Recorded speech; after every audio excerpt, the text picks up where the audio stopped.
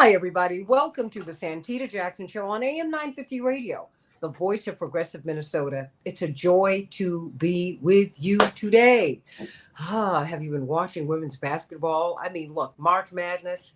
This year, it's all about the women, and I am so excited for for Caitlin and Angel and all of these great athletes. I grew up with the Nancy Liebermans and people like that who pioneered this moment, and I know they have got to be their hearts have to be swelling with pride uh, for all that they did to make this moment come about. But I think of Wilma Rudolph. I think of so many people who have pioneered for women in sports. And I thank God for this moment. And girls, go get them. Ladies, go get them, go get them, go get them, go get them. Keep on breaking these records. And maybe the WNBA will catch up with the NBA, start paying these women what they're supposed to be paid and fill up these stadia. That's what we got to do. Let's talk about the World Central Kitchen killings by the IDF. This has been something that has really resonated with people all over the world, but particularly the Western world. Let's be honest about that. Because if you go to the global South, there is a particular view about what has been happening to the Palestinians, and it is held since 1947. So, what is it about this particular incident that has so rocked everybody, and is it a game changer? Will it change rhetoric or will it change reality? We've got to talk about that. I want you to stay right here on AM 950 Radio, the voice of progressive Minnesota. You can stream us on am950radio.com, or you can stream me and see everyone's beautiful and handsome faces on the Santita Jackson Show YouTube channel. The Santita Jackson Show YouTube channel, everybody like and subscribe. Please click the bell so that when we come up live, you'll be notified. And the Santita Jackson and Friends page and Reverend Jesse Jackson Senior page, I share it with him too, But share, share, share, and let's get this conversation started. What happened? It was a three-person convoy just last week. You know, I've had the opportunity to drive through war zones with Reverend Jesse Jackson, my father, down through the years. We've had some tremendous experience. He said, I don't have a lot of money, but I'm going to try and give you some rich experiences. And we've had them. And so we've been in war zones. He would never take us to places, certainly not me, girls, say what you will about that were particularly touchy, but sometimes they were. We went to South Africa when we went to the border of South Africa when they, quite frankly, pulled their guns on him because he was trying to cross the border. This was 30 years ago. But whenever you travel in a war zone, and if you are a head of state, if you're a dignitary or someone, just someone of that ilk, you are allowed to fly, you're allowed to drive, but you give your coordinates to the military and you are untouched by all sides so that you can travel safely. That happens all over the world all the time. That is why the IDF's tragic mistake is so unbelievable. Indeed, these were three cars in this convoy. And they were clearly marked, at least one with WCF, World Central Kitchen. They had just been cleared to drive from dropping off this food to their next destination. What happens? The missile is fired from a drone on car number one. So cars number two and three stop. And car number two jumps out, grabs the people out the car, hoping to save someone. Then drone number two fires a missile at car number two. Car number three stops. Grab those people out, put them in the car, bewildered, trying to drive to safety. And then the third missile was fired by the drone, making certain that everyone was dead, one Palestinian and six Westerners. What happened here? Let's talk about it right here on the Santita Jackson Show. And I want you to get involved with my Morning Stars on the Santita Jackson Show YouTube channel and on the Santita Jackson and Friends page. I want to get your comments. I want to hear what you're thinking. Now we see that the relationship between Israeli Prime Minister Benjamin Netanyahu, which has always been quite cordial and warm, even in the most tense of moments. He and President Biden are reportedly at an impasse, even as President Biden continues to send weapons and money to Israel. He said, I can't continue to support you if you do this. The US State Department is reportedly in an uproar. You have people who've had some pretty high profile resignations. You have Nancy Pelosi saying now we've got to have a ceasefire. This is, you've gone too far. I mean, remember just a few weeks ago, if you were calling for a ceasefire, Nancy Pelosi said that you were working for, what was it, Putin? You can't make this stuff up. So let's talk about this, everybody, because a lot is changing very, very fast. But I'm wondering if it's changing for the election or changing for real. Got to talk about that with you, Leslie Williams, Jewish Voice for Peace and Jewish Voice for Peace Action. Dr. David Gibbs, brilliant historian from the University of Arizona, professor there. And of course, we have got Dr. Alia Amar from the Black Muslim Leadership Council. She's a social justice advocate, someone who is well known to many of us here in Chicago and indeed around the country. And Ariel Gold, my new beloved sister and friend, executive director of the Fellowship of Reconciliation USA. Indeed, this was an organization that Dr. King was a part of.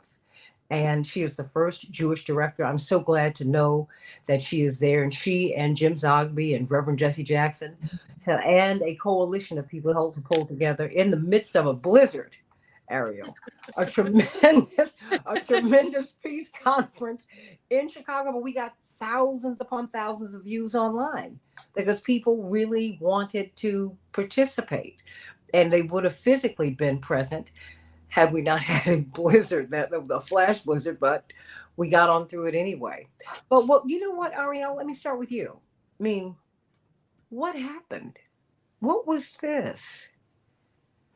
Well, let's face it, that we are now 6 months into the war, where I would have expected us to be on week one. With the West calling for calm, de-escalation. All right, let's tone this down. And then usually there's a long back and forth, but at least we're starting there. And it took us 6 months just to get to that basic of let's de-escalate this situation. And I think the killing of the aid workers really brought home what Israel has admitted pretty much from day one, that they are going to disrupt any type of life in Gaza, and that includes the feeding of people. So it wasn't any surprise to me that they would target aid workers, because they let folks know really from the first week of the war that this was going to be a total siege, and that anybody in Gaza is presumed to be part of what happened on October 7th.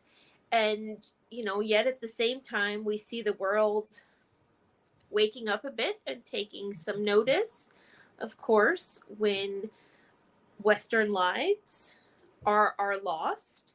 Never mind the ever-growing 33,000 plus Palestinian lives that have been taken. And yet let's take this moment and try to push towards the obvious need for a ceasefire. It's revolting that the day after this particular murder, Biden pushed forward another weapons transfer.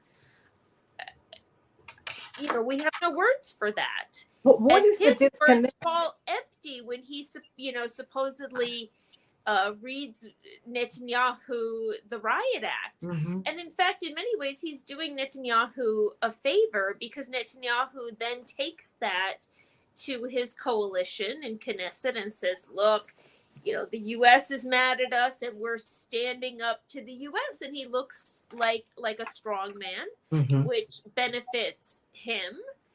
And and now Biden has given some very vague demands, right?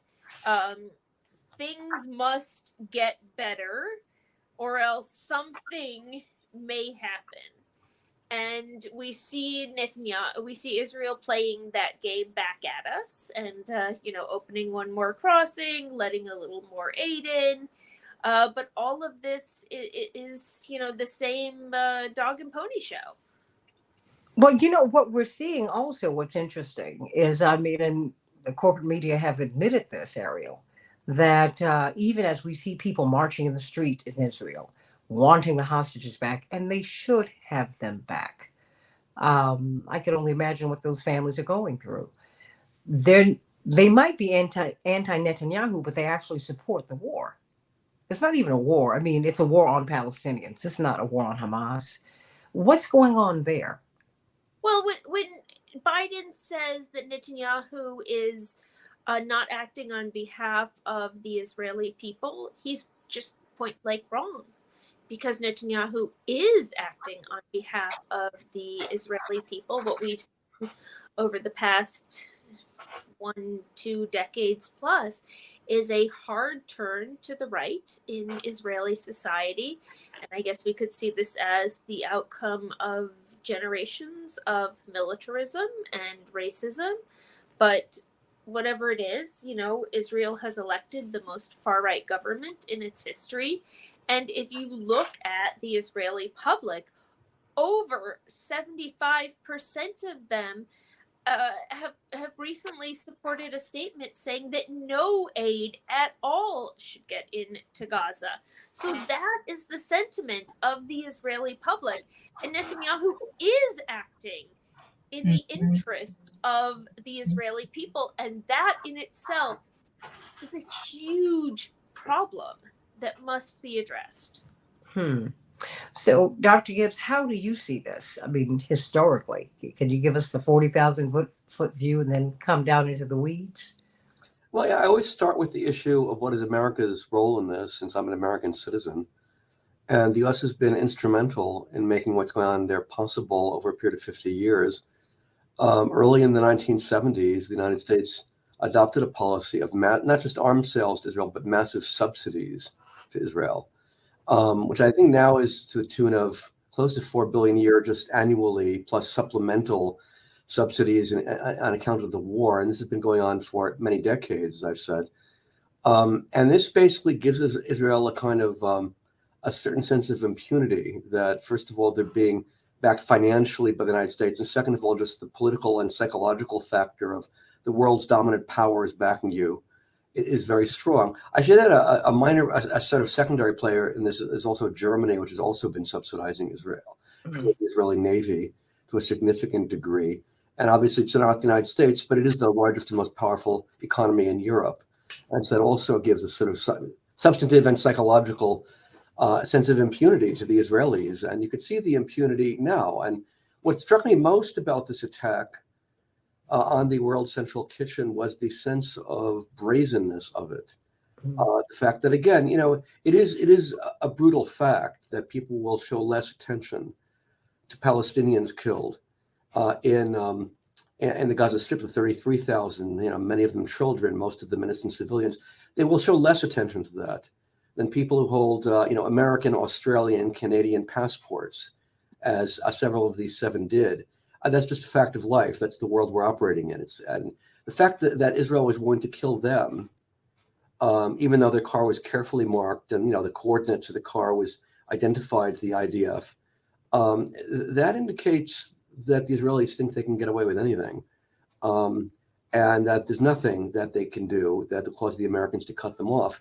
There is what Biden is doing so far, and again, this may change, and I can't really predict the future, but so far, he's been issuing all sorts of stern rhetoric to Israel about how he wants them to do this, he wants them to do that. He's very concerned, he's very worried, he's appalled, et cetera, et cetera, et cetera.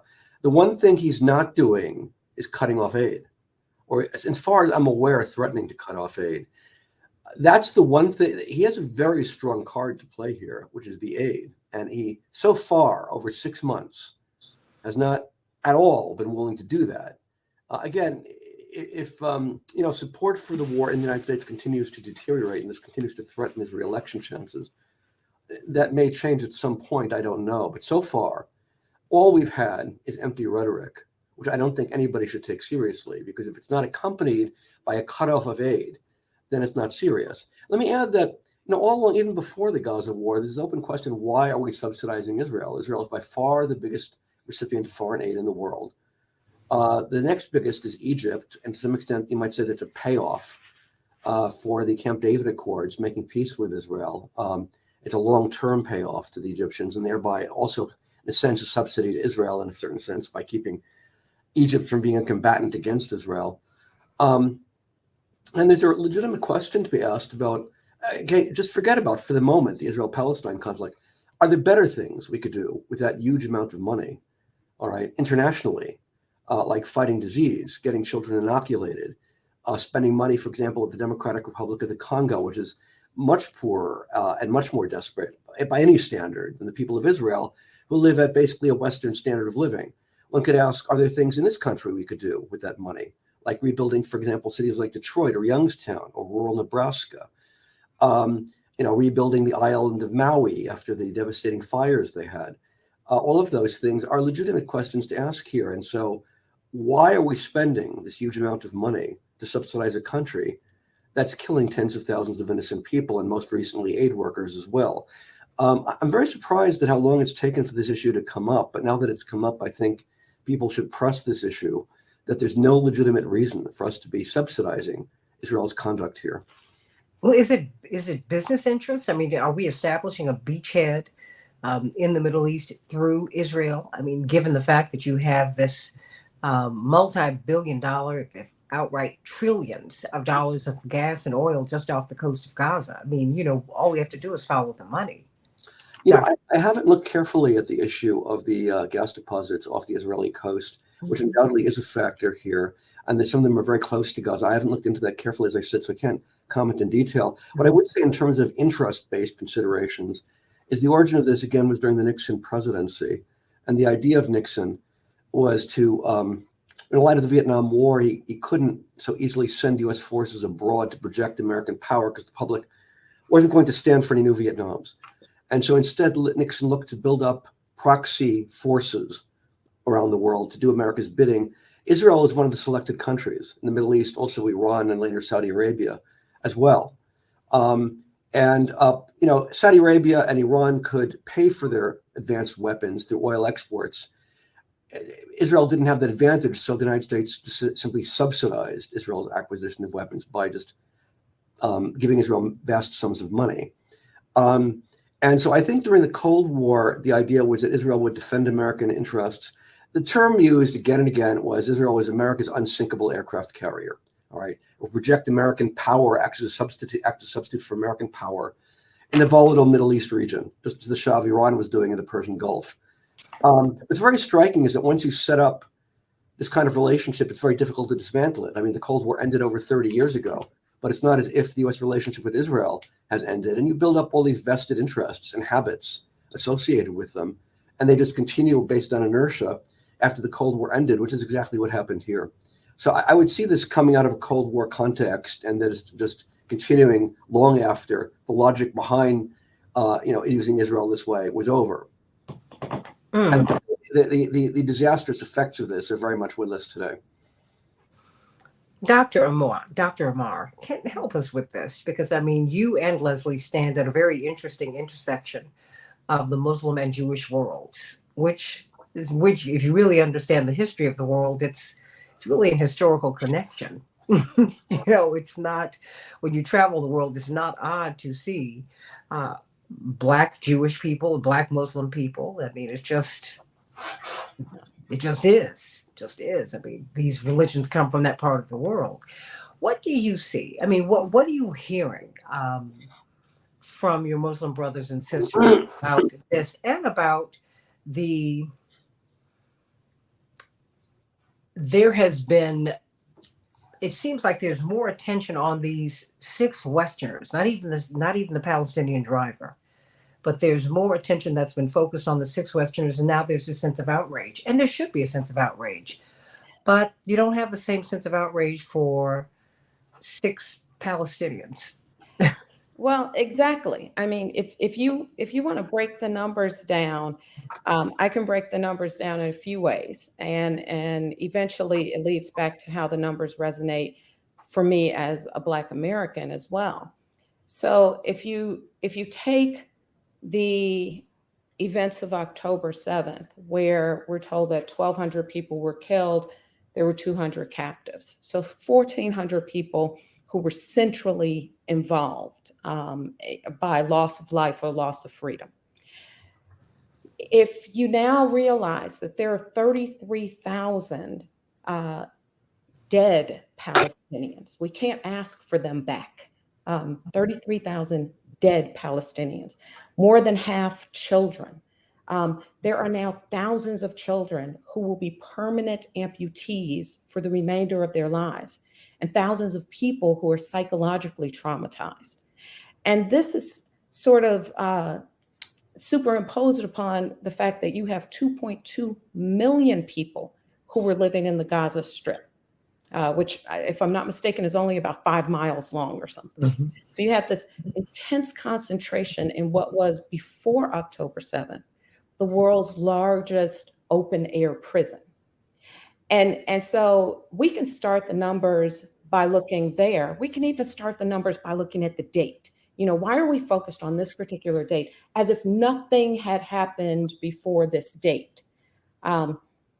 Because there is, as Dr. Gibbs said, a long history here. Rashid Khalidi writes in The 100 Years' War on Palestine that if you go back, you can see this colonialist settler mentality and how devastating it has been to life in Palestine. But it has also been systematically dehumanizing. I can identify with systematic dehumanization. But let me get back to those original numbers. So let's say that we look at 33,000, not 2.2 million, but 33,000, and the ratio of 1,400. Now we're looking at 23.5 lives, Palestinian lives, at the value of each Israeli life. If we extend that into this current incident, the massacre of the World Central Kitchen workers, that's 33,000 divided by 7. And that's where you actually got attention to the problem, because the dehumanization that has occurred for Palestinian Americans is so deep that if it's just 23.5 to 1 as the ratio, that didn't get the attention of the world. That didn't get the attention of the White House. We don't think about the 33,000 families who have lost people. We don't think about entire families in Chicago, in Michigan, throughout the United States, who have lost all family members. I have brothers and sisters here in Chicago who have lost 12 family members and have to get up and go to work the next morning in the country that just participated and assisted in killing their family members. And they go to work as doctors and lawyers and everything else. But when you hit this unique ratio, the 7, that's 4,714 lives before you care at all, if you care at all, about a Palestinian life. And that is the ratio that got the White House's attention at long last. I think that's much larger than 3/5 of a human, which was the ratio that was constitutionally enshrined by the colonialist settlers of this nation. But it is no less devastating, because when we get to certain points where we have successfully dehumanized a people, anything can be done to those people without us feeling the moral outrage that is due in respect to their simple humanity. We are now starving over 1.5 million Palestinians We are starving them to death in addition to bombing them and displacing them. And there are people who are so disconnected from that they're talking about building beachfront property. We have people in New York who have been attempting to auction off lands in the West Bank. Today, Jose Andres, the founder of the World Central Kitchen, said something that resonates with what you just said a moment ago when you said it's not a war on Hamas. He said it's been 6 months of targeting anything that moves, that this doesn't seem to be a war against terror. This doesn't seem to be a war against a war about defending Israel. Israelis at this point, it seems, are at war against humanity itself. And I think that's what we have to come back to and focus on, because I was in Israel and Palestine in September and right up to October 7th. I actually ran into the Tel Aviv airport under missile fire. It took our group 4 days in 3 countries to get out. And so the sense of what life was on the ground, even on October 6th, and definitely before then, is something that resonated with me in many ways, because what I saw was disturbing long before this happened. I've watched what has been happening in Palestine my entire life. I grew up with this as part of my family's legacy. And so in looking at what I saw then and how it connects to me and should connect to other African Americans, there are a few things there. This is an apartheid state. We successfully helped to dismantle apartheid in South Africa. That was pushed by your father, by other civil rights leaders for many decades to make those changes. And we need to do it again in Palestine. Most people don't know this. I was saying this recently. I didn't grow up in a country, thanks to the sacrifices of our families. I didn't grow up in a country where I got to sit at the back of the bus because that was legal and enforced by law. But in Palestine, Palestinians are given yellow license plates. And there are roads where you are not allowed to drive if you have a yellow license plate. Mm-hmm. So we once had whites only kitchens. They have Israeli only roads. Why are we in the United States supporting this? Why Well, are we assisting in that? Dr. Amar, I think it's important for us to establish that the apartheid system in South Africa, the apartheid system in Israel, is based upon Jim Crow. Mm-hmm. I mean, we perfected it here. Yes. And they will tell you that they studied it. And that is why the movements for freedom and justice, from the Palestinians to the South Africans and everything in between, they studied us in the United States, because they said, because they knew that we are the ones who beat this system. But they need to study us in a different way, if I may, because we have the unique role as African Americans to belong to the only group that has successfully brought about meaningful change on moral issues in America. Mm-hmm. Whether it was fighting for hundreds of years for the freedom of our own people from slavery, and pushing, moving forward the abolitionist movement for hundreds of years until the Civil War, and then fighting in that war for our own freedom.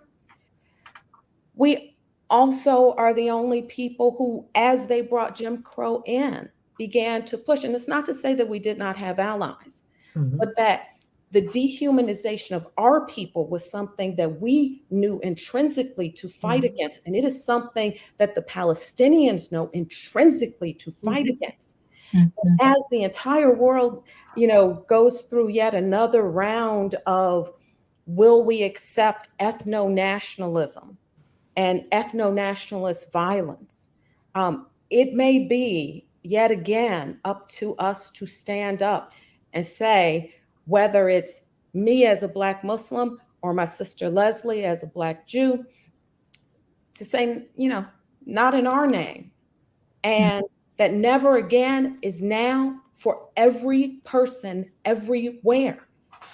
But when President Biden is not concerned about the Muslim vote or the Arab vote, because you can parse those numbers down very thinly, what he is concerned about is the movement of the Black vote and our natural inclination towards identifying with marginalized and oppressed people, and our history of then standing against whomever is in power to support those marginalized people.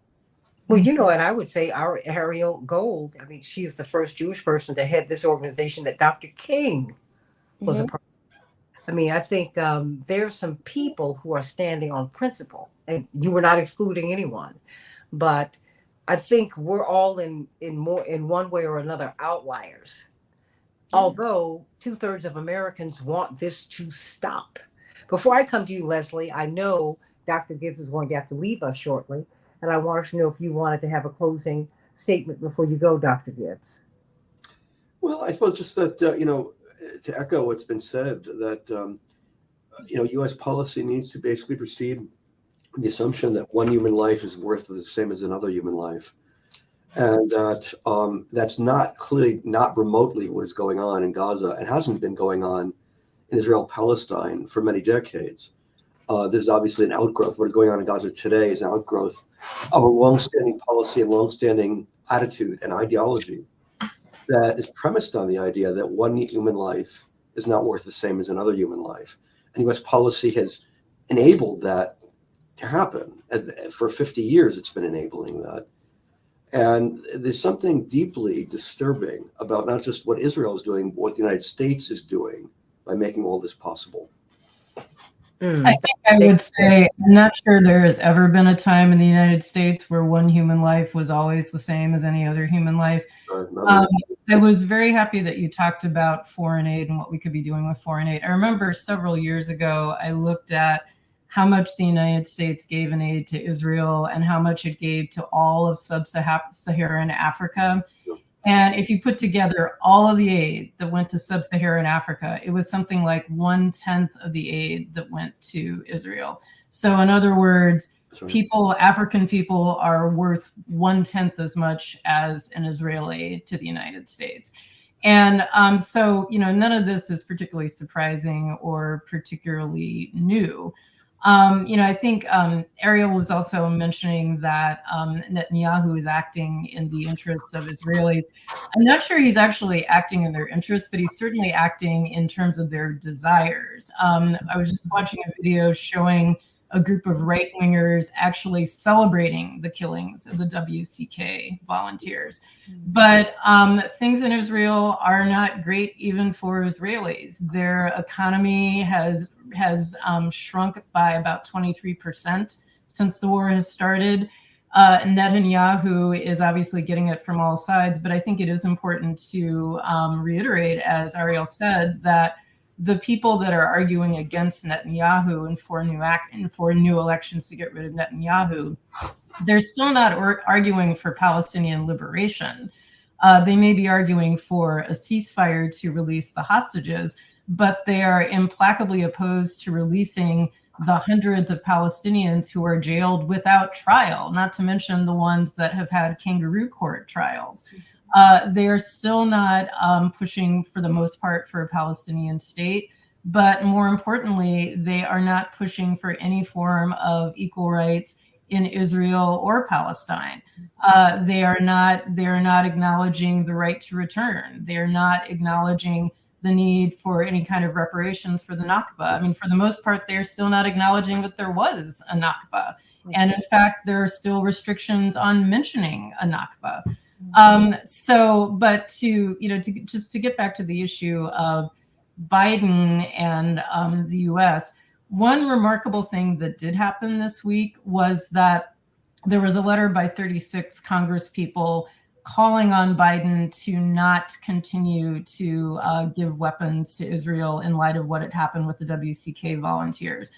And ordinarily, I would not have been particularly impressed by that because, there have been such statements. There's been a ceasefire resolution that had a lot of the same people on it, but it actually has Nancy Pelosi and Jan Schakowsky on it. And that is actually pretty surprising. I mean, I remember seeing Nancy Pelosi speak in an AIPAC meeting a few years ago where she said, literally, she said that the apocalypse would happen before the United States stopped fully supporting Israel. So apparently we are at the apocalypse now. That she is actually saying that maybe we should stop funding Israel. And, the letter, there were all kinds of, equivocations and things like, if it turns out that this was intentional, if the United States is violating human rights law. I mean, we knew it was intentional. This was not an accident. I mean, they go on and on about, as you said, their precision surgical strike capabilities. And yet, Santita, as you had mentioned at the beginning, we know that WCK had given their coordinates and their travel plan to Israel. So it is beyond belief. It is beyond credibility that this was some kind of an accident. This was clearly intentional. But still, the fact that you have 36 Congress people, not just the squad, not just Betty McCollum, not just Mark Pocan, but people like Schakowsky. Schakowsky was actually a leader on the letter, saying that in light of the recent strike against aid workers and you have the worsening humanitarian crisis, we believe it is unjustifiable to approve these weapon transfers. Now, whether it's actually going to stop the transfers, I doubt it. But this does show that I think our months and months of protest and calling out the genocidal mass atrocities that have been going on are at least beginning to make people in Congress nervous about their jobs, if nothing else. Well, I just want to say goodbye, everybody. It's been a pleasure to be with you. Of course. I thank you for that. I mean, Ariel, I'd like to know, I've heard this, and I want to open this to everyone, really, but I'm going to start with you. Netanyahu said, this is basically what I'm looking to do is help Jewish people be safe and feel safer. And I don't see that. What is disturbing to me as an African American, as a Black person in the United States, much of our focus is on the Black-white dynamic. The internecine battles that white people have amongst themselves, they have always come together against us. So you kind of look at the Black-white dynamic. That having been said, so sometimes the anti-Semitism can be lost on Black people because we're so busy fighting, this fight, trying to get out the door, trying not to get killed by the police, trying to live every day. But I'm reading the comments when I'm listening to talk radio, I'm listening to television shows where they have the capacity to take callers from the American public. I'm reading the comments that follow articles in newspapers and journals. And what I'm hearing, the comments that I'm hearing about Jewish people, is frightening to me. Yeah. Because I'm beginning to hear things and see things that, quite frankly, shock me. I'm like, I didn't know this was out here. To be honest with you, I didn't know that you all really felt this way, and that we're always because Black people function with the, don't get, my parents would say, don't get too comfortable. Mm-hmm. Don't ever get too comfortable now. I understand that's when, just very quickly, in 1984, I was in college and Reverend was running for president, and my girlfriends and I were going to meet some of our guy friends in Georgetown. Because I was in school in Washington, D.C., and that's, you went there and had a lot of fun. And my brother was in boarding school there, so Jesse and some of his friends were going to meet my friends too, so it was going to be a great night. These guys came back from Georgetown. It's like they did a quick turnaround. They said, do not go to Georgetown tonight. These white kids are drunk. They're seeing us with our Jesse Jackson buttons, and it's getting violent. I said, Okay. And they came to my room. They were like, you absolutely don't go. You stay here. We're gonna have fun over here tonight. We're gonna get some pizzas, and that's gonna be the end of that.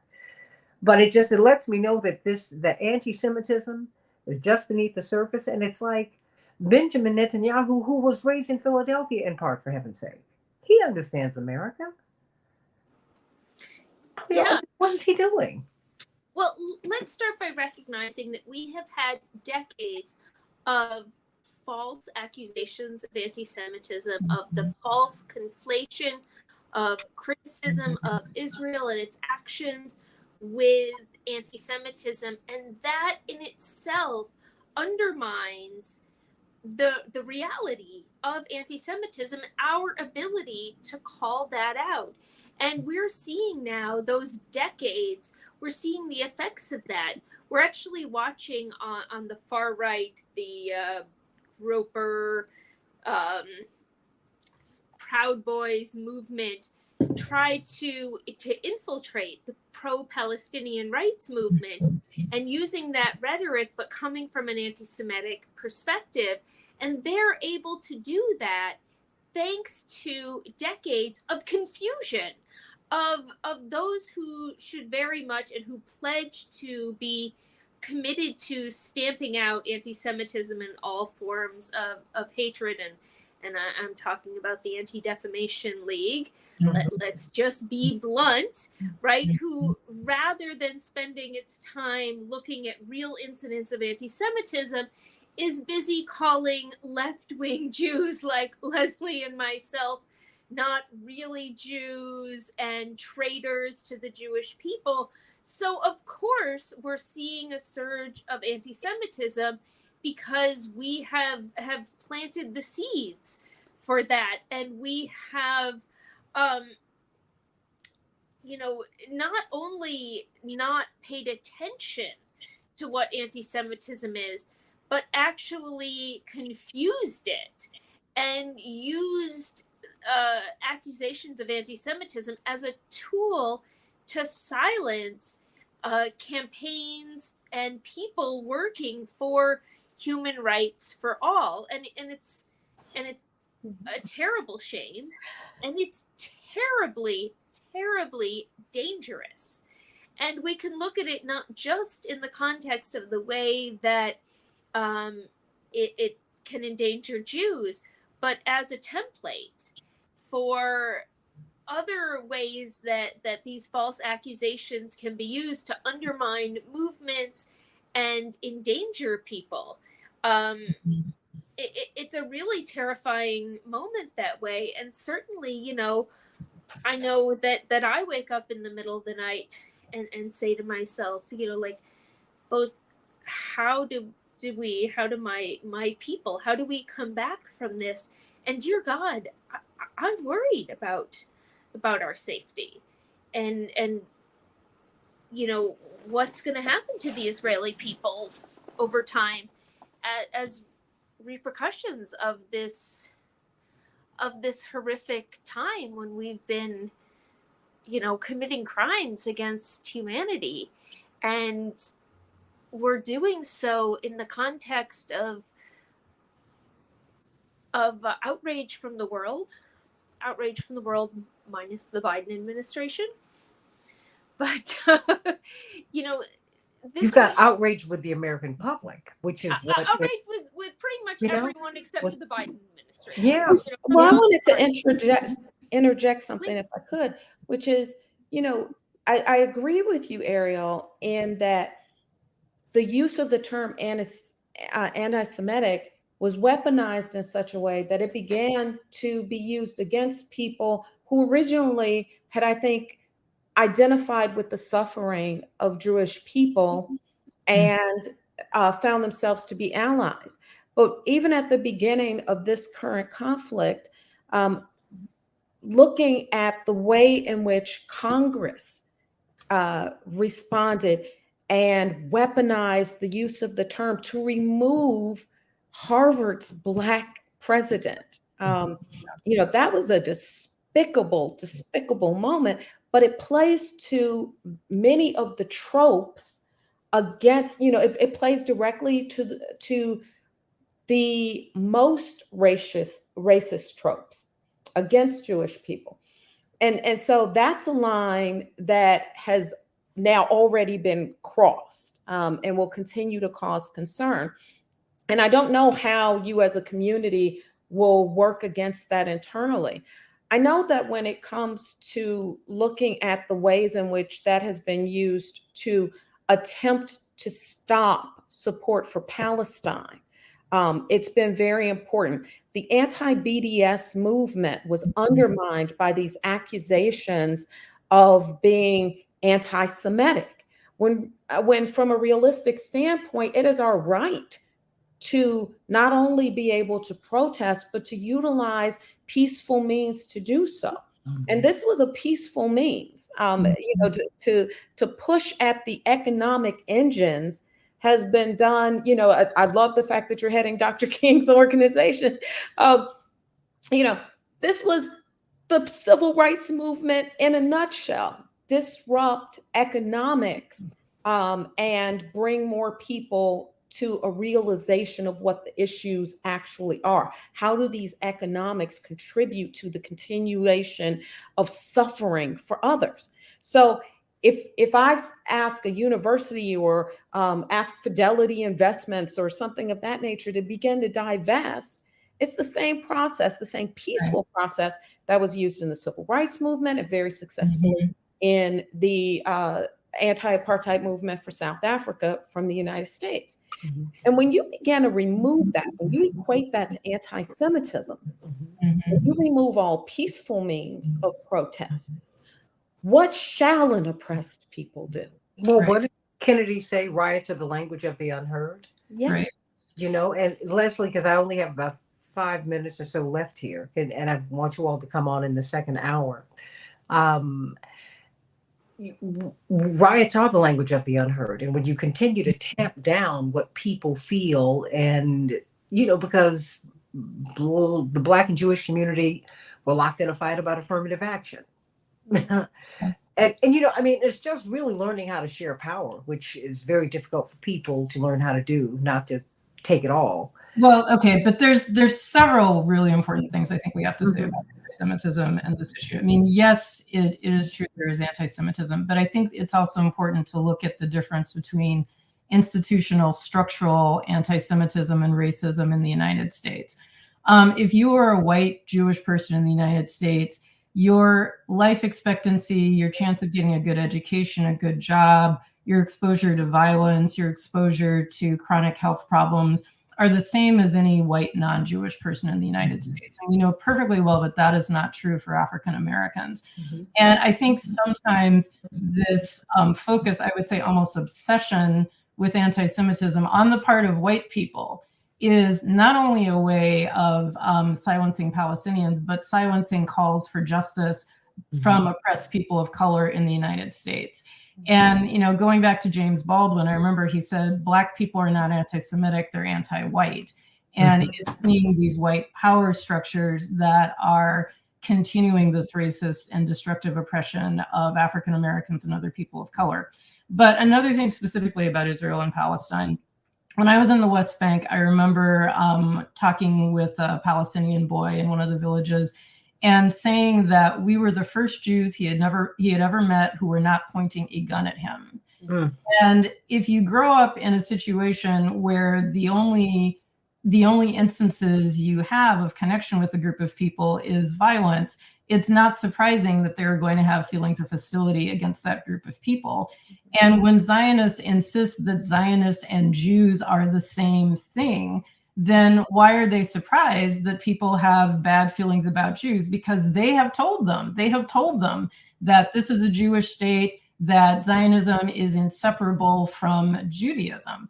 And what is more likely to cause anti-Semitism? People like Ariel and me protesting on behalf of Palestinians and people of color, or people like Jonathan Greenblatt and the ADL and Netanyahu insisting on destroying Palestinian life? Which of those two is probably going to lead more to anti-Semitism? Well, and they are in league with right-wingers.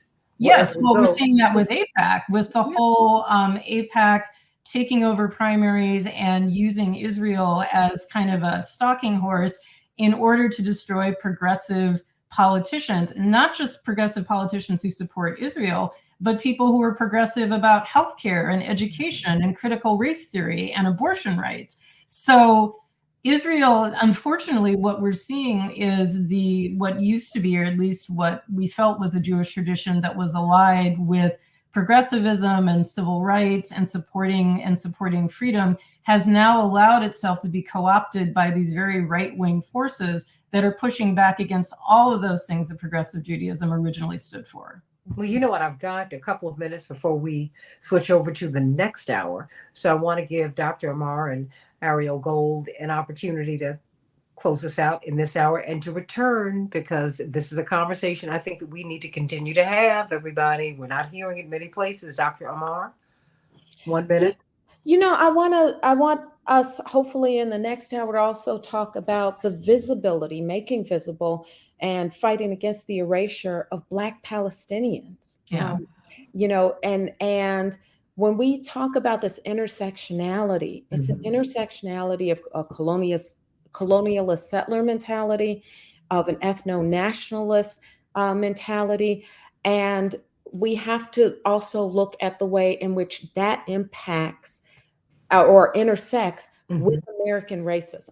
Because Absolutely. when we ask why Americans can easily support this, there is a cultural resonance with us. And whether you want to admit that your socialization within a society based on racism has impacted you or not, it has. And so hopefully we'll talk about Black Palestinians as well. Well, absolutely, because Fatima was someone who was introduced to us by Yasser Arafat. She's one of the great heroines of the struggle, and she is a Black Palestinian from that part of the world. Ariel Gold. Sure. Well, I'll close out on an optimistic note. You know, it's easy. Thank you. Days, but there has been a seismic shift in American Jewish community, and it's being led by the young. When I look at my cousins' kids and my own kids, you know, Jewish American youth, excuse me on that, Jewish American youth is clamoring for justice for Palestinians, and they are leading their parents and their grandparents, and God bless them. And you know, just less than a decade ago, this was unfathomable. And the Fellowship of Reconciliation, we formed in 1914 in Europe and 1915 in the U.S. to support conscientious objection to war. So we've been following that in Israel. And just last week, we had the third Israeli teenager, 18 years old, decide to go to jail as protest of this war. And he said that his name is Ben Asaf, and Ben said that he did that because he was inspired by Tal Mitnick, who was the first Israeli since October 7th to go to jail and protest. And so may many more follow, and may we see a seismic shift. We're seeing it with our young people. You're absolutely right. Our young people are already down the street on this. They have left us in the dust. So I think we need to catch up. Stay tuned for the second hour of the Santita Jackson Show. Let's talk about Black Palestinians. Let's talk about the legal implications of this with Dr. John Quigley from Ohio State University. Let's talk about this. I'm so glad to have you brilliant women, my sisters, with me today. I love it. I love it. Back with more of the Santita Jackson Show on AM 950 Radio in just a couple minutes.